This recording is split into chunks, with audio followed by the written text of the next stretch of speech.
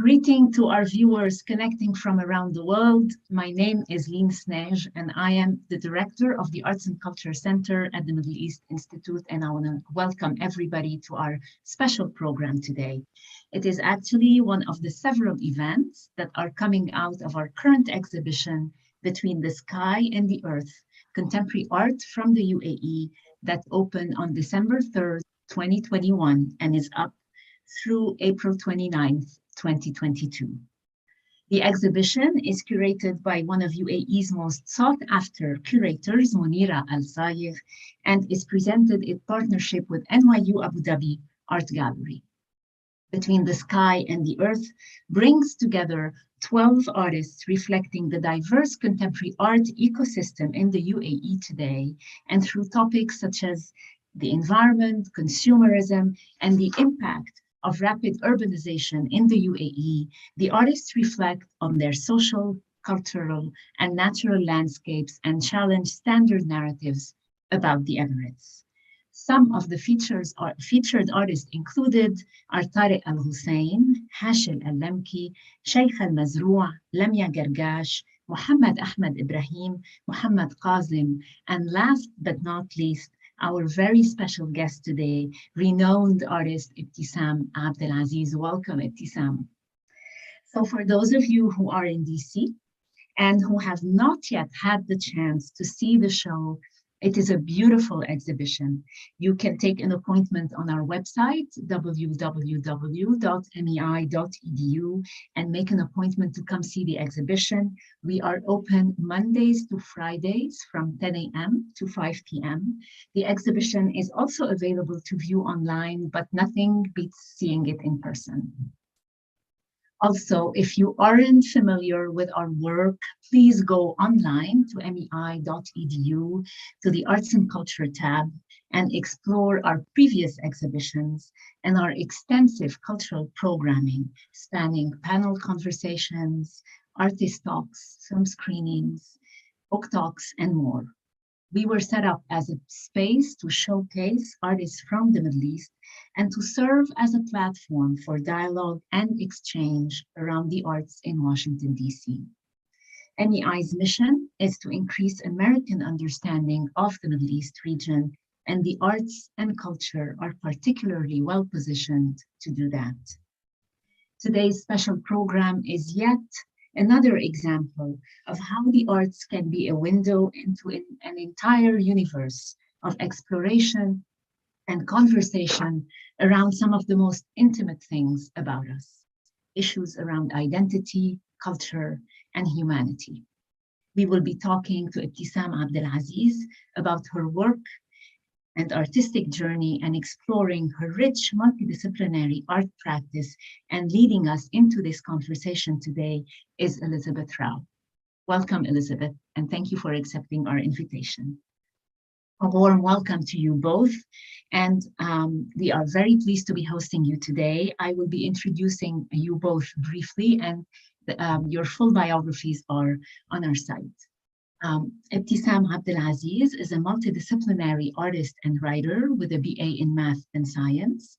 Abdulaziz incorporates her unique perspective on mathematics and the structures of systems to explore issues of identity and culture through installation, performance pieces, video, paintings, and works on paper.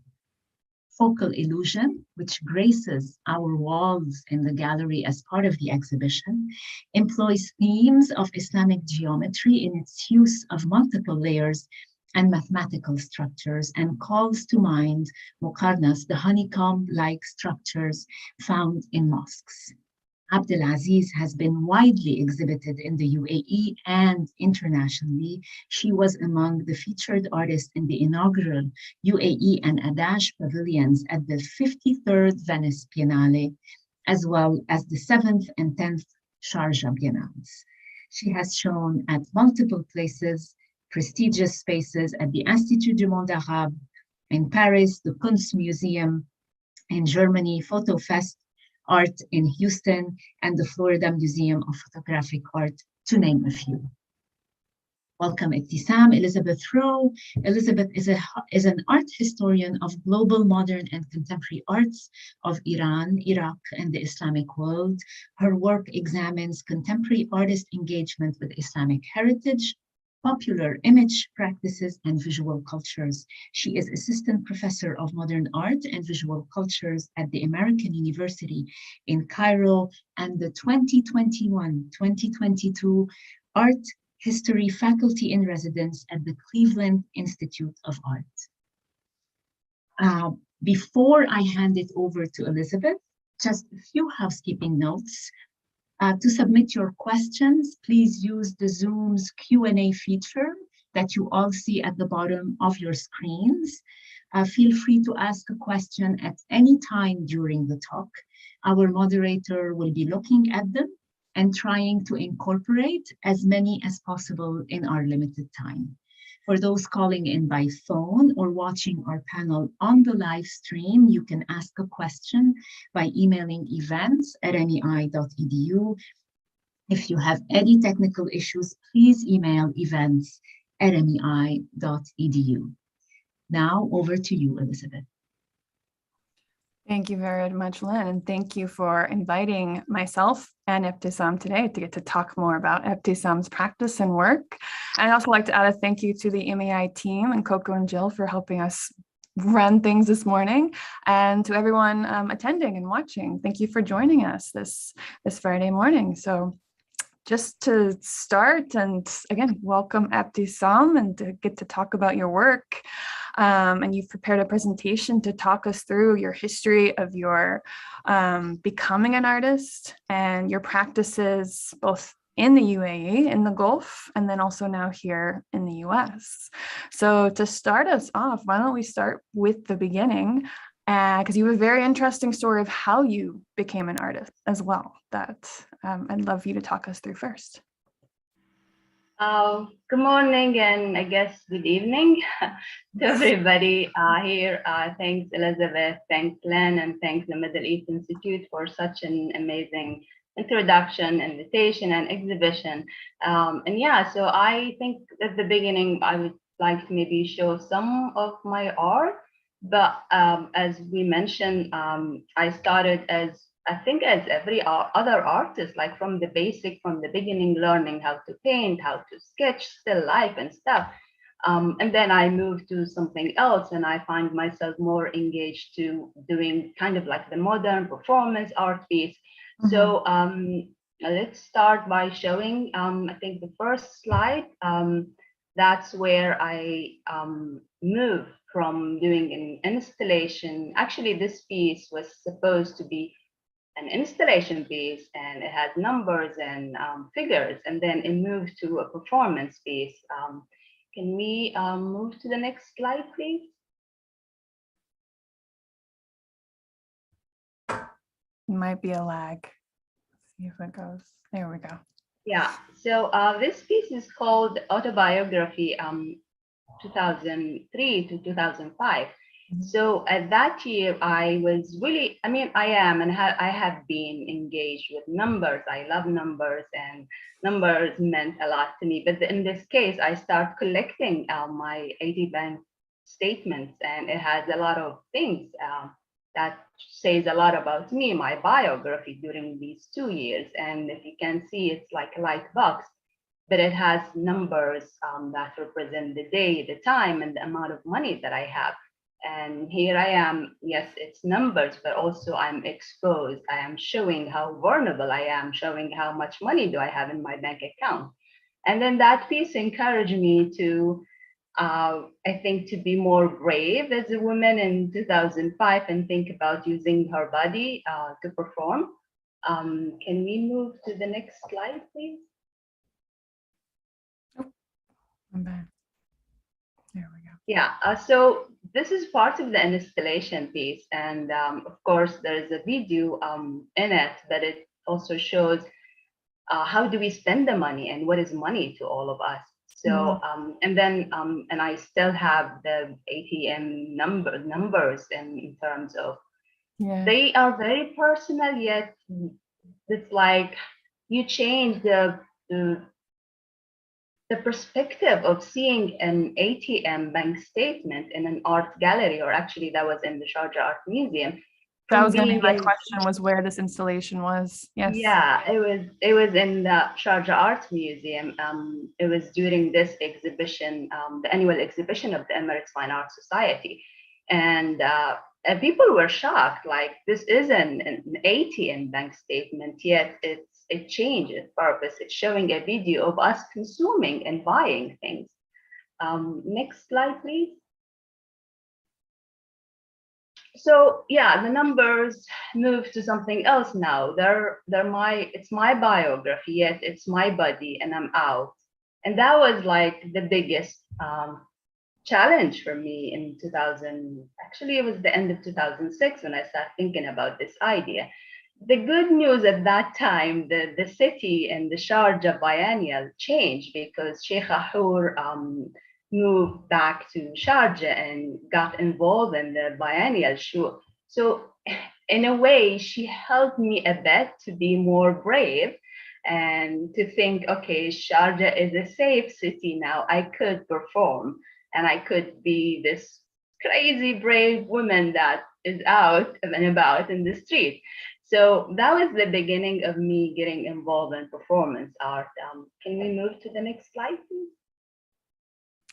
Well, can you also share what these numbers are, though, and how they connect to So the earlier installation?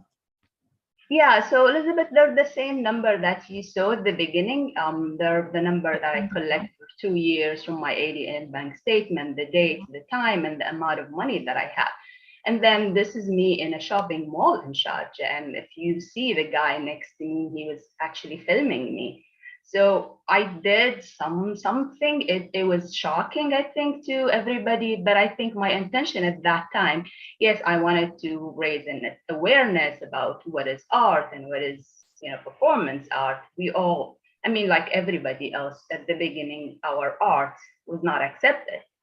So we had, I believe, as an artist, my way is, instead of blaming them and saying you don't get it, I think it become my role to educate them. So me going in the street, in the mall, and talking and having the conversation was my purpose here. I was poking everybody. I was trying to do the outside the box and to challenge the audience. But my intention here was just to educate people and have the conversation. Different reaction, of course. Did you have conversations wearing this as well? Yes, I did. Yeah, it was interesting. So let's move to the next slide. I think you would see more of the reaction. So yeah, some of the kids were calling me Spider Woman. Kids were laughing, were having fun walking around me. Of course, people will stop you taking pictures, and then at the end of the day, they know that there is this woman in this suit, and that also putting ourselves out there to receive some harassment, because that's what people do sometimes. They just talk about your body and that's what they see. And I'm not saying, sorry, go ahead. Oh, I was going to add, though, what's really interesting about this performance and the work and what you're wearing as part of the work is you're completely covered. You can't see any part of you, your face or anything. So you're more concealed than anyone else probably on that day in Sharjah. Right. Yet you drew some attention from that. So the way almost an abstraction and concealment, but visibility starts from some of your earliest performances is really fascinating. Correct. And to be honest, I guess I am a mathematician and I study all the angles. So when I did the performance, I was like, number one, I don't want anybody to get distracted. They need to see the numbers. They didn't need to see my face. Number two, I am this Muslim Arab woman doing performance in 2007 in kind of conservative city. I should be aware, because I would like to have a conversation with a conservative person who will maybe reference to Al-Quran or like religion, saying this is haram and this is not acceptable. So tell me, what is haram about this? Number one, I'm not showing my body, not showing my face. So yeah, I thought about all of that, Elizabeth. Can we move to the next slide, please?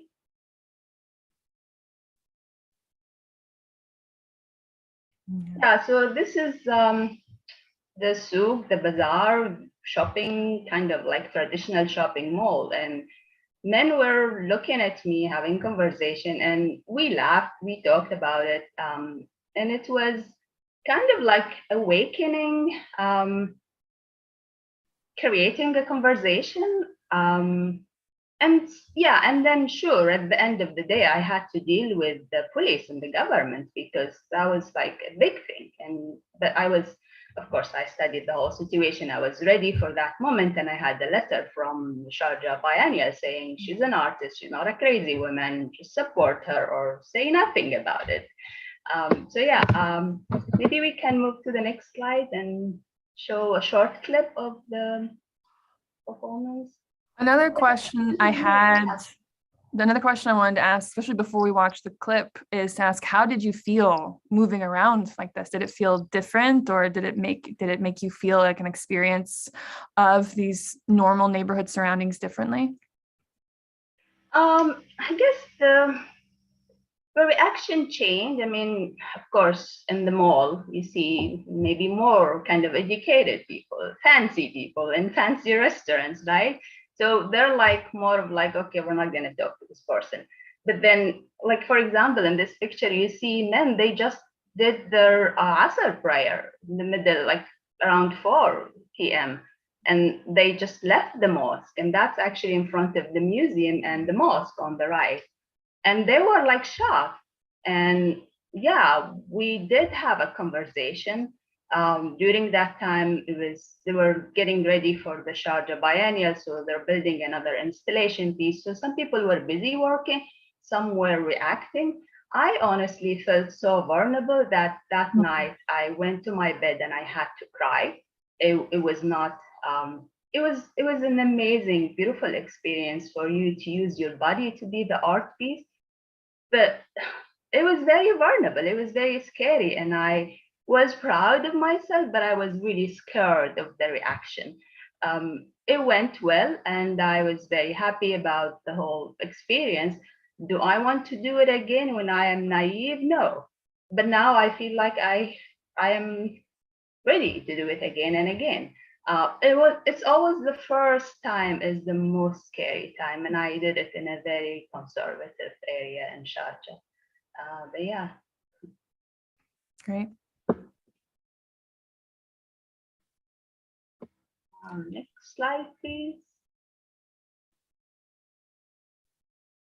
Yeah, and if you could play the video maybe from the middle, if you could do that, please.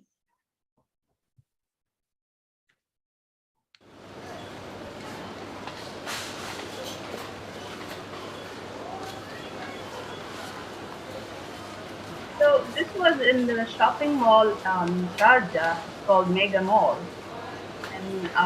And I remember I had to go through their security system because the security guy basically did his job and he called the police officer. But then I had to fill a form, and then they were helping me.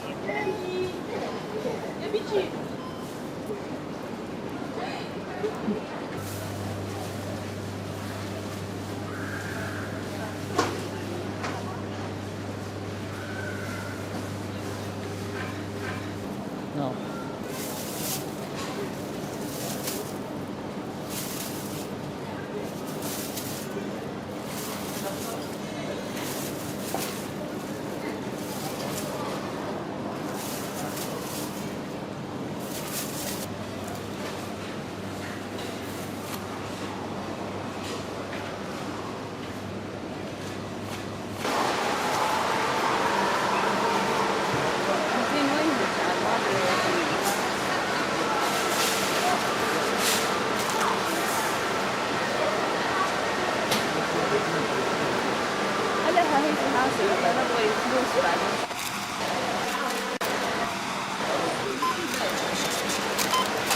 That woman, her reaction was amazing.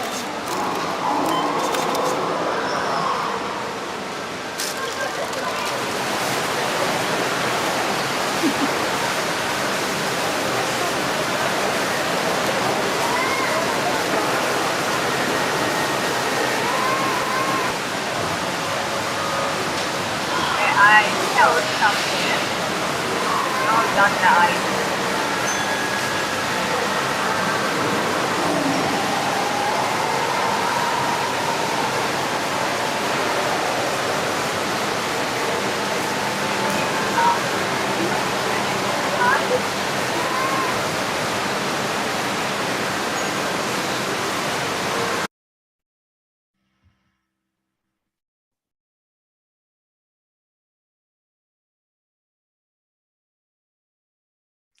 So, Ebtisam, if you want to talk to us about the video, maybe do it now or after the clip's playing because we can't hear your voice over Okay. the video clip. So I think I wasn't really explaining things, but I was saying that woman's reaction when I just decided to buy some stuff, she was kind of like shocked and she gave me the look.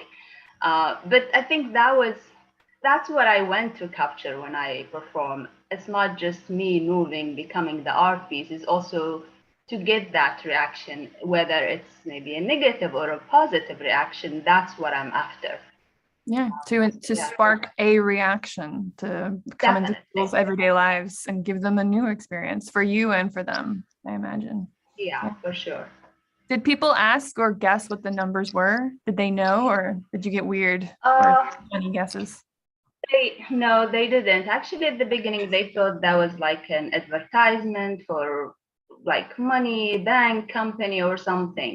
And then I had to explain it. And I remember my dad, he is into art, but then he didn't know that his daughter does performance until we went to Venice together. And I was exhibiting that piece. And I was doing a couple of interviews and he didn't know what is the concept behind the piece. And he was like, oh my God, yes, you're right. I'm wondering where the numbers came from. And he's like, I agree. We just spent money. We're all about money, collecting money.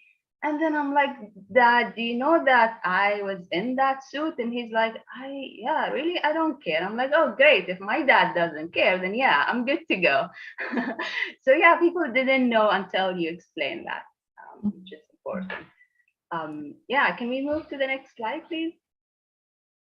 Thank you. Next. I think after this.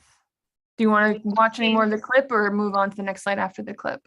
The next after the clip, please.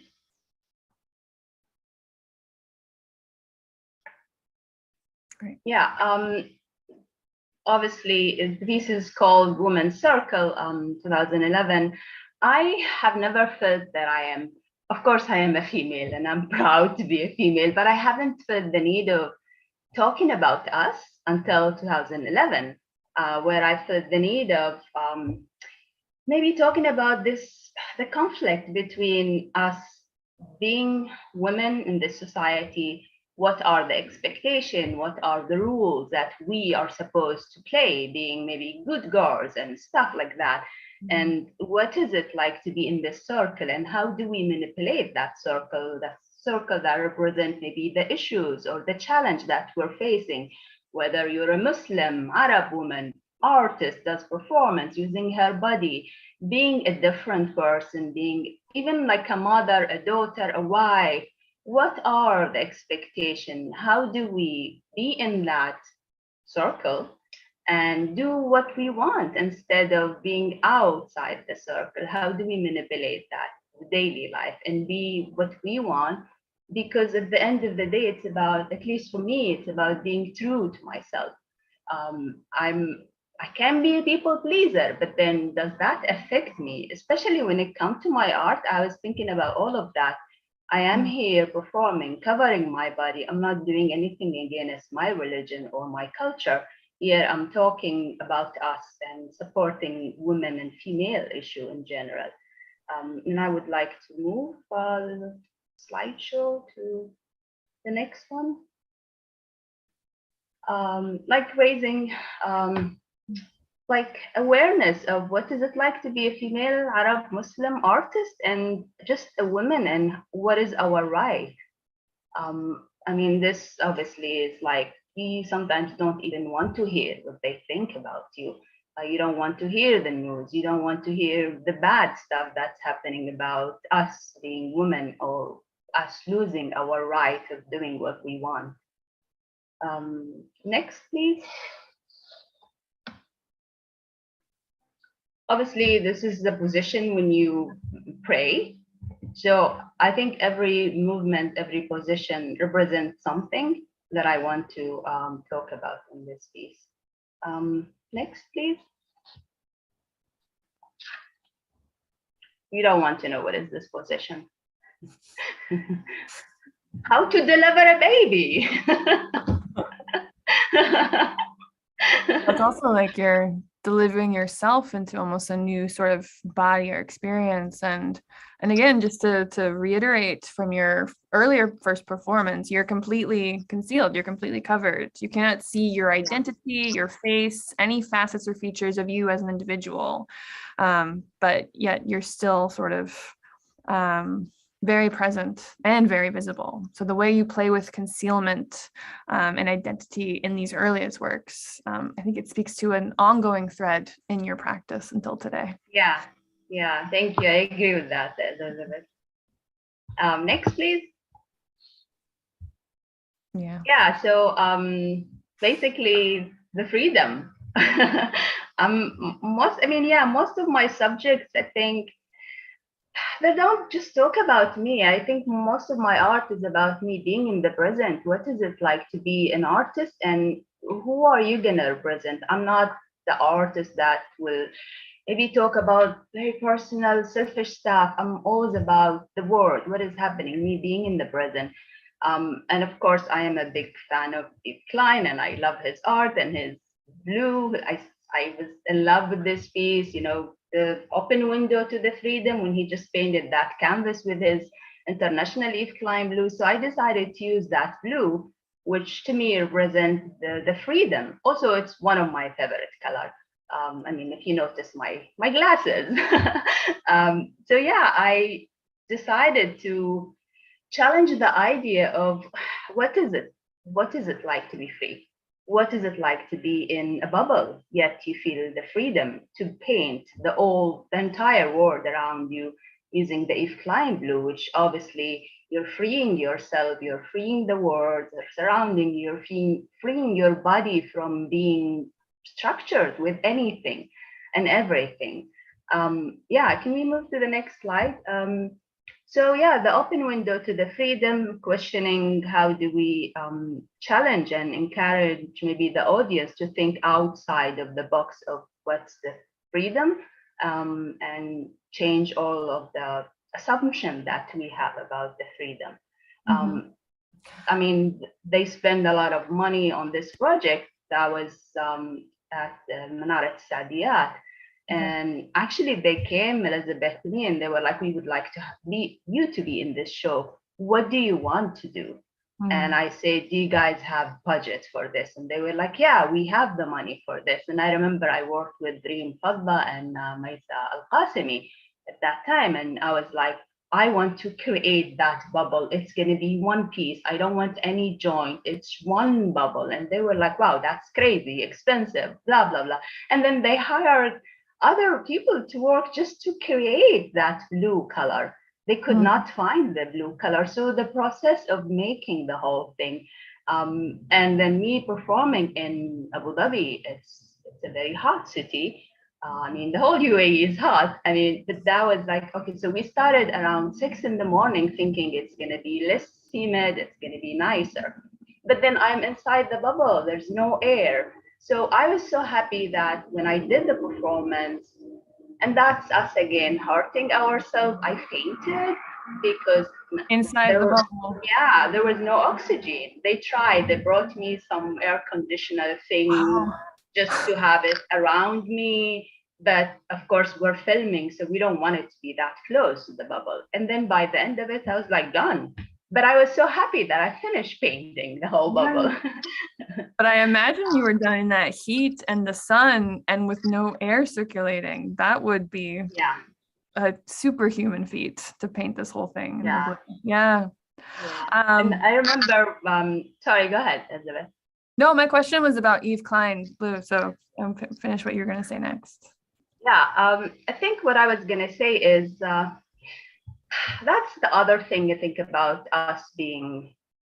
I can be perfectionist. Like when I remember when I paint, they brought me some orange juice, and as soon as I was up, and I'm like, did you get that last picture? Did you? And he was like, yeah, we filmed everything. Are you okay? And I was like, yeah, I'm okay as long as the filming was great. So yeah, that's what I was gonna say. Yeah, well, that, I mean, again, it parallels thinking about Yves Klein and his work in the 1950s and 1960s in France, and especially with the blue paint and the early performance art with paint, but also how he himself threw his body off a 12-foot wall onto a sidewalk. So he risked life and limb for his work as well, and also using his body as a vehicle of expression and taking risk and danger into that as a way to, for him, I think the work is called in English translation, in jumping into the void. Yeah. And here it's like you make your blue void around you, or you enshroud yourself in your void of your abstracted number systems and other cloth. So I can see those echoes in your own very far more, I think, bodily and site-specific place as well in terms of the Gulf. Yeah. I mean, now you know. I mean, I don't have to explain it. You explain the whole thing. Why do I like Yves Klein? Not just because of the blue freedom, like even his piece, the gold transaction and all of that. It's just, he's so genius, and I like that. I mean, sure, the performance, but also the way he's seeing art is amazing. So yeah. Let's move to the next slide, please. Yeah, so that's the whole picture of me being done, and that's basically the bubble. Yeah, next, please. Yeah, and Yves Klein also used women's bodies to paint with in his works and performances as well. Yeah. So having you here exploring your own identity, your presence, and gender in the site, and then painting yourself in this extreme conditions, I think, it's a different challenge and a different sort of approach to these very conceptual and very interesting sort of issues. Next slide, please. Yeah. It looks like an eyeball too from that angle. Yeah. So this section, I think we're going to move to me moving to other part of the world, which is America. And I know we thought about this whole discussion, and that's how we come up with, the title of the whole talk is like the shifting from being there to somewhere else, which is completely different. And I personally suffered for a year. The first year when I moved here, I could not make art because it's a completely different environment. The people are different. The society is different. The structures are different. The whole idea of the freedom is different. And I could not make art because I was still reflecting, digesting that shift from being Muslim Arab woman. I'm still that Muslim Arab woman, but then how do you balance that culture and being in a different society? So it took me a year to just understand what I am and where I am. And then I did an art residency in 2015, and and where was that? It was in upstate New York, in a place called, it's an art school. I can't remember the name. Very small. They don't do it anymore. I think the pandemic did something to them, and the COVID, so they don't exist anymore. Is it Art Omi? Was that no, the Art Omai is the one you're talking about. That is, thanks God, they are still exist. They're, I think, one of my favorite art residency that I did. But Art Omai, they're still there. So unashamed, obviously, I was in the dark room in this residency. They gave me a huge studio. I was obviously by myself. I didn't have anybody to help or assist or anything. And I am basically telling the world that I am still this woman. I'm not ashamed of being a woman using her body in her art. So I was in the dark room using UV light, trying to use a fluorescent color to paint or write unashamed all over my body. Can we move to the next slide, please? And could you talk a bit more about the writing as well? Because now we've switched from a numbers system to a Yeah. English letter system. So different language systems are popping up in your work as well.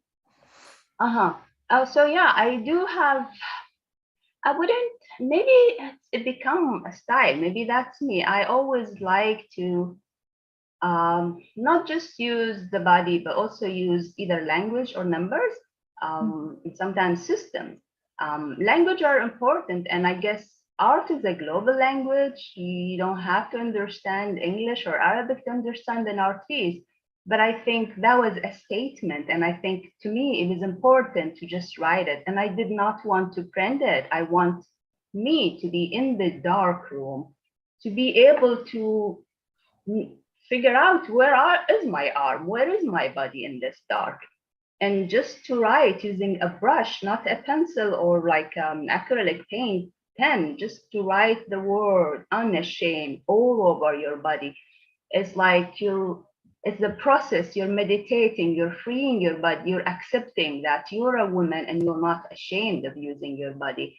But yeah, languages are important to me, and I did not think Arabic is the right language because I am not just talking to one side of the world. I'm just talking to everybody, and English was, I think, the right language to use. But it was like hard, and at the end of the residency, I had to ask for help. I had to ask for somebody because you're shooting pictures, you're using remote control, you're done writing the word and then taking a picture using the remote control. And then you had to ask somebody because I filmed this. So there's like video and photos. Yeah. So it was by yourself at first, and then you had help to film the final. Yeah, at the end, I can be stubborn, Elizabeth. At the end, I was like, okay, I give up. I give up. I really need some help. So yeah, I've never met stubborn artists before. Yeah, yeah. There was a beautiful Japanese artist. She helped me filming, and then I helped her with her performance. So we kind of help each other. That's great. Yeah. Next, please.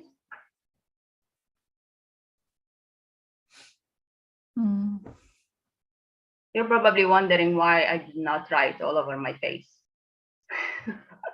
I would love to hear you talk a bit about that. Why didn't you?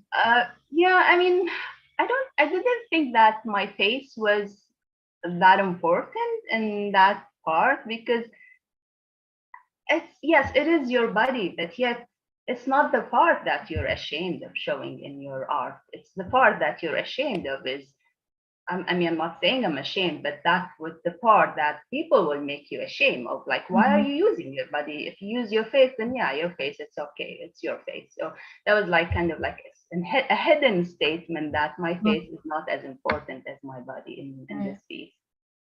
It continues to sort of conceal your own personal identity into the performance, into the work. So you are an artist creating work, but you yourself, in terms of your facial identity, is not a part of that work. Just like with the ATM performance, which I noticed because I hadn't seen from the full video clip the full front view. There was a small black oval in the face, which created a sense of an eye, almost like an oval, like a one eye, like a cyclops, but then also is a void. So it was like that performance. I imagine I could guess that people who encountered you on the street felt like you were looking at them through this void here. But here, your entire head is now just a void, is absent or is concealed. Yeah. Next slide, please. Yeah, I think you could tell that I'm using the remote control there and trying to take a picture of me. Next slide. Yeah, so the structure, it's like structure, but I'm talking about the society structures here. And I spoke about me struggling for a year, figuring out what I am, where I am, and what is what. So that was the piece that I thought it would represent that struggle between shifting from that society to this new society. And here I am in the dark again, using the fluorescent color. I built this basically it's a cube, but then you're in it. You don't see the body, yet you see that body manipulating this society structure. And I was trying to create or add this awareness of what is it like, or asking the question of what is it like to build the society structure where you feel like you're safe and free at the same time. Because my experience, I'm in the Arab world, I have never felt that I am not safe. But then I came here to America and I felt at some point, I felt that this is not safe, but then it's free. If you compare that world to the Arab world, there are like lots of freedom here. At least the freedom that I care about is the freedom of the speech. And then I moved here, I'm like, how can I create this structure? And then by the end of the performance, if you can move to the next slide, by the end of the performance, I could not, because the more you manipulate this structure, the more you end up either doing something wrong, breaking this structure, or just basically commit to something that you don't want to do, because there is no way to build a society that you feel free and safe at the same time. So if we can move to the next slide.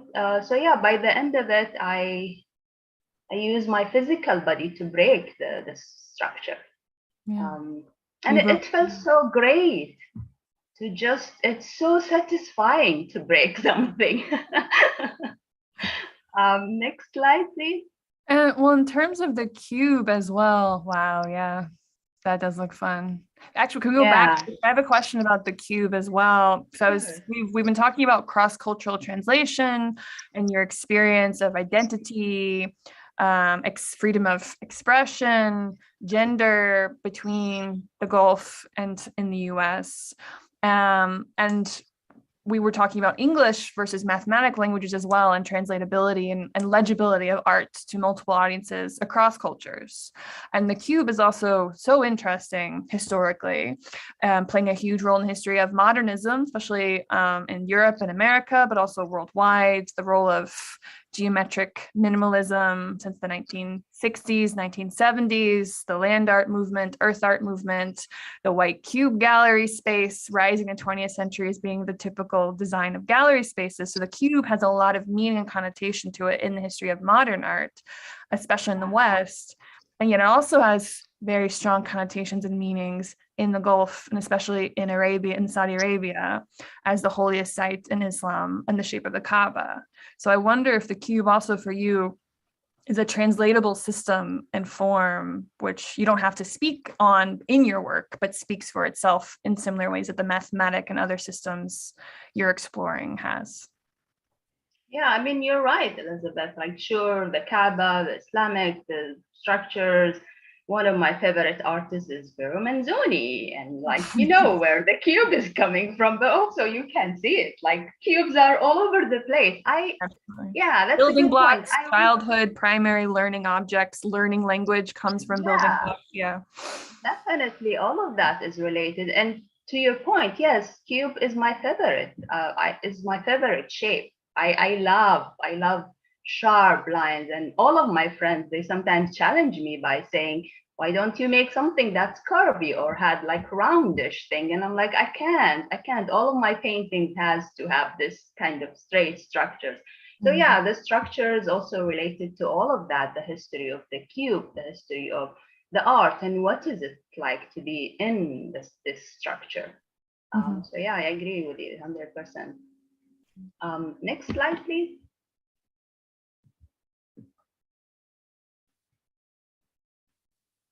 So yeah, that's what happened when you do something not nice.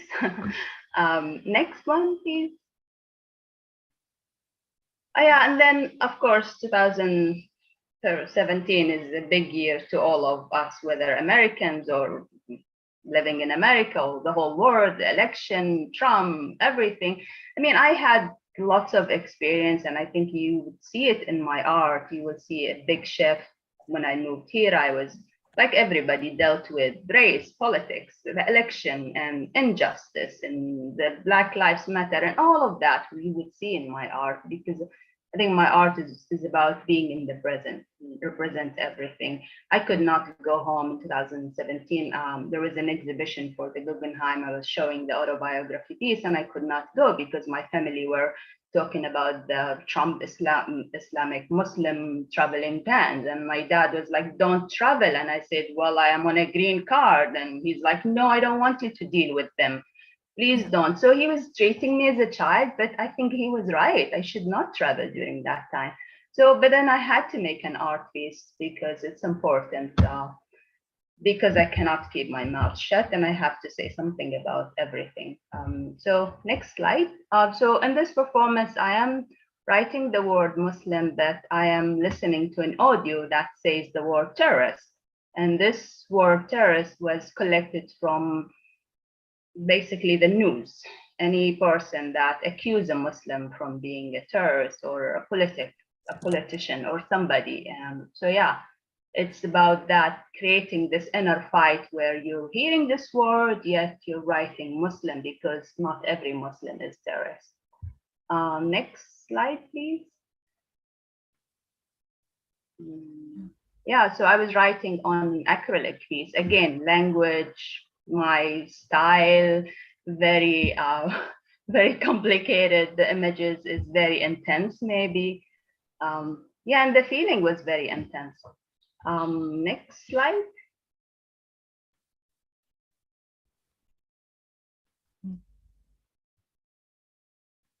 Next, please.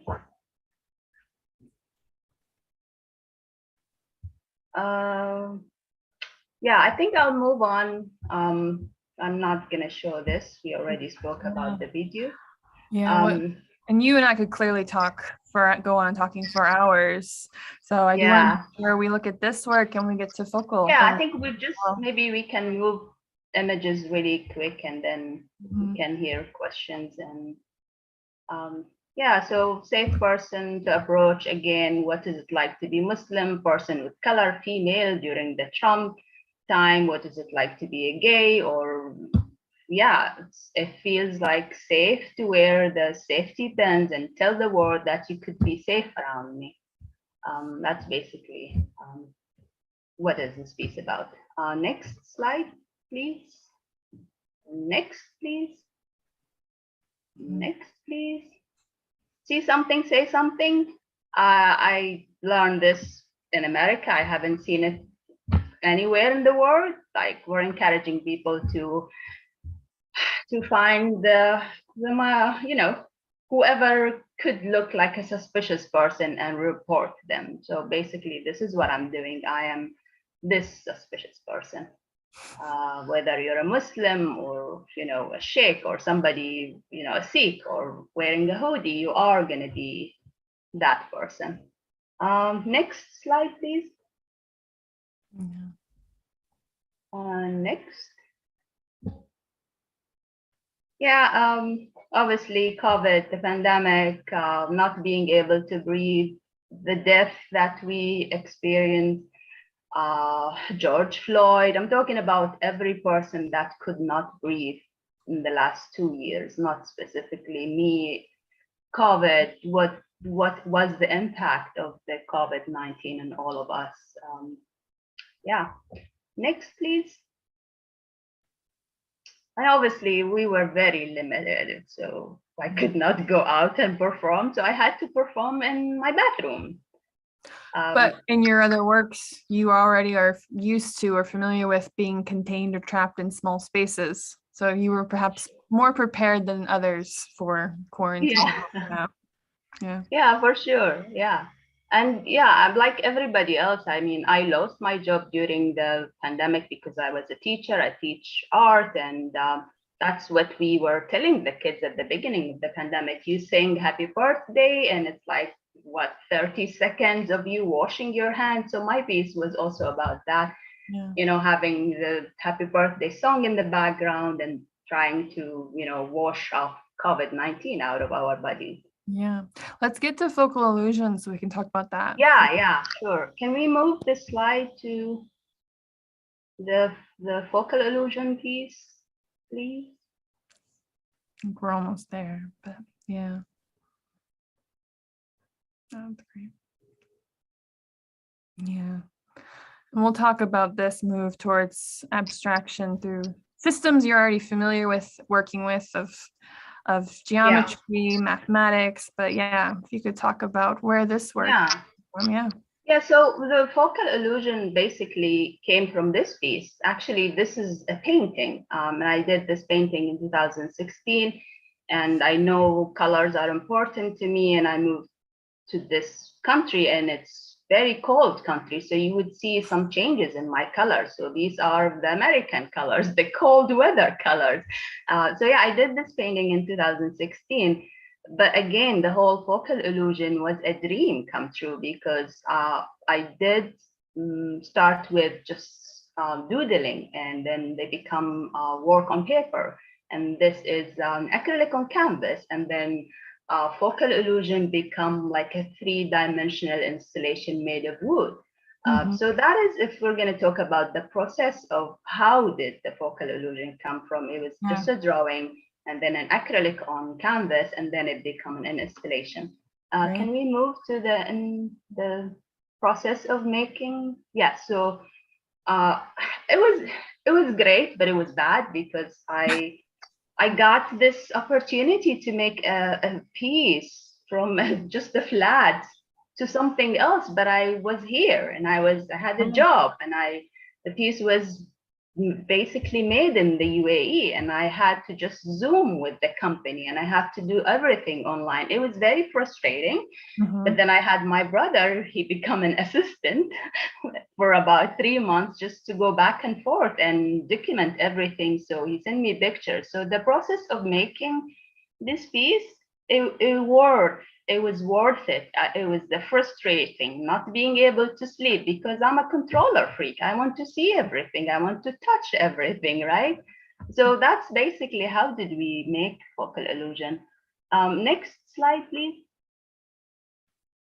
Yeah, so this is me playing in my studio, trying to come up with an idea of what is focal illusion going to be, using foam board with what I have in my studio. Next. And that's the final before they clean it, finish it. Next, please. And that's the piece clean. And then also choosing the colors. My idea of, yes, it become a 3D, but also I wanted to add another dimension, which is, it's a 3-dimensional thing, but then when you move around the piece, it does move around you. It challenges the viewer by adding, different shade of colors. So I'm adding another illusion.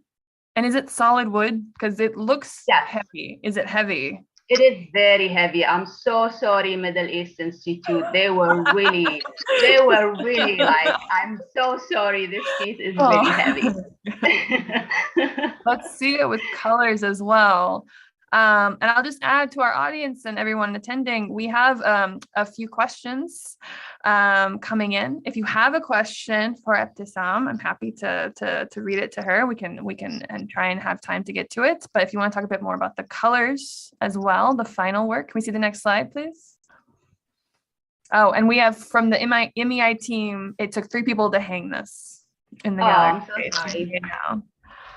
So a lot of work went into this work.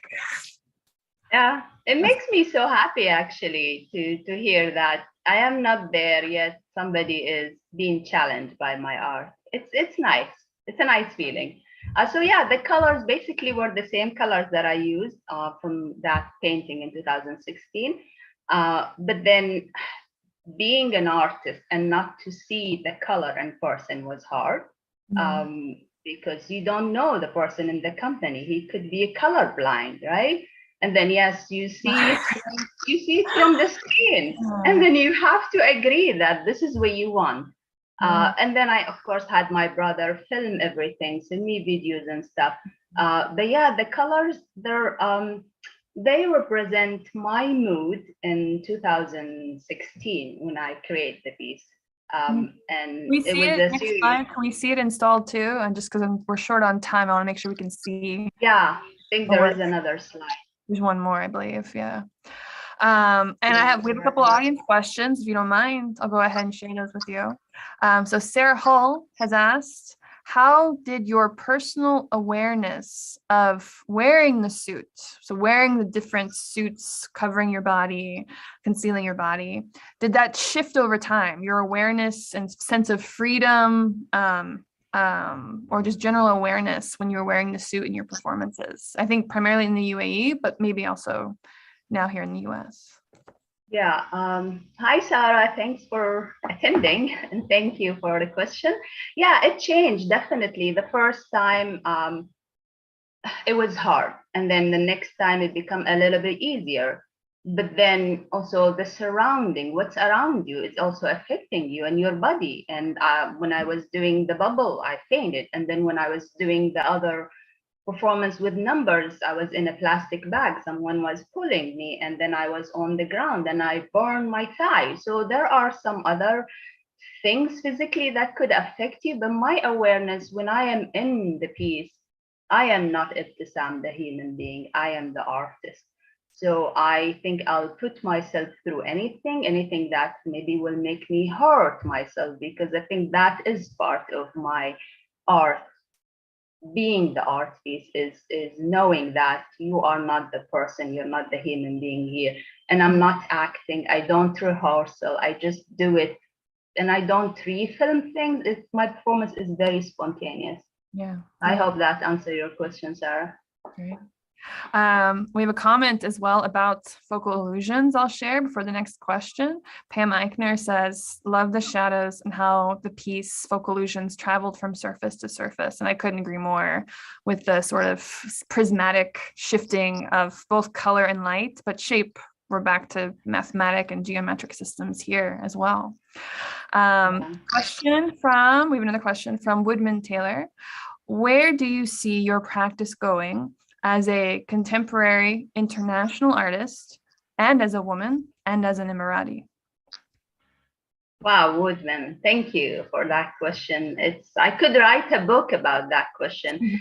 I think I am on the right path. I am doing what I'm doing, as long as I am waking up in the morning thinking that I've been true to myself. That's for sure. That's a success for sure. Where do I want to be? I think I want all my paintings to become three-dimensional. This is one of my dreams. I would like to maybe have a bigger impact in the world through my art. I would maybe like to make a shift or a change in the world through my art. And that is the purpose of me doing art, because it's my way to communicate. Sure, I can write, I am a writer, but I feel like art is the global language. Where do I see my art? Everywhere. Yeah, thanks, Woodman. Wow. This has been an incredible conversation.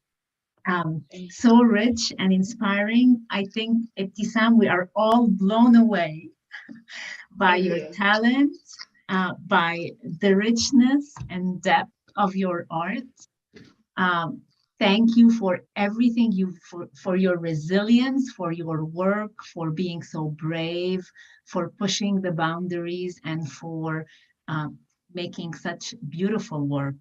I want to thank you both for the wonderful opportunity to host you.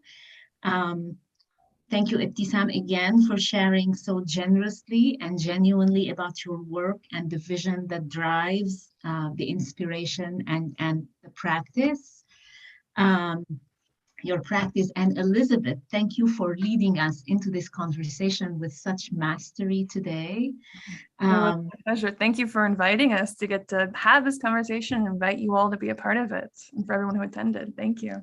Absolutely. Thank you both for being with us. And for our listeners, come see the work of Ebtisam in person as part of our current exhibition. It is even more beautiful in person. Or check our exhibition online at www.MEI Arts and Culture Center. And follow us on social media, Twitter at MEI Art Culture. Goodbye and have a great rest of the day.